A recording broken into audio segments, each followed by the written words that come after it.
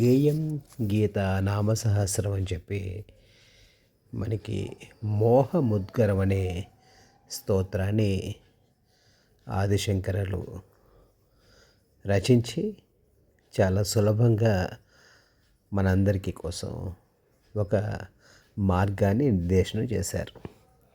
దానికే భజ గోవిందం అని పేరు.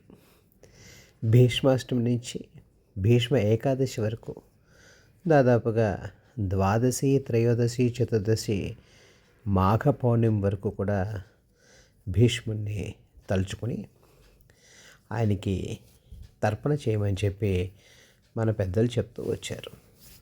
మిగతా తర్పణాలు మన వంశాన్ని, మన గోత్రాన్ని, మనకి సంబంధించిన వాళ్ళకి మనం ఇస్తే, భీష్మ తర్పణంలో సాక్షాత్తు గంగాపుత్రుడై మనందరికీ కూడా శ్రీ విష్ణు సహస్రనామ స్తోత్రం అనే మహా మణిరత్నాన్ని ఇచ్చిన ఆ పితామహుడికి మనం చేసే చిన్నపాటి కృతజ్ఞత పూర్వక వందనం.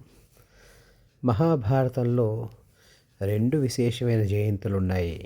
ఒకటి గీతా జయంతి, భగవద్గీత జయంతి. రెండు విష్ణు సహస్రనామ స్తోత్ర జయంతి.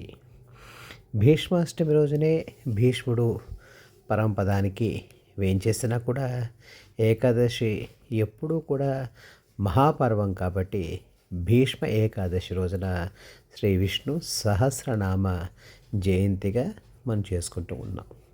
ఎందుకు చేసుకోవాలి అంటే, కొన్ని వేలాది సహస్రాలు మనకి కనపడుతూ ఉన్నాయి.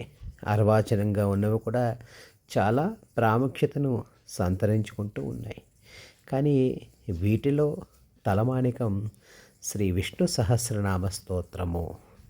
ఎందుకు అంటే 27 నక్షత్రాలని 4 పాదాలుగా విభజిస్తే వచ్చిన 108 పాదాల్లో సమస్త వేదసారం అంతా కూడా చేరింది.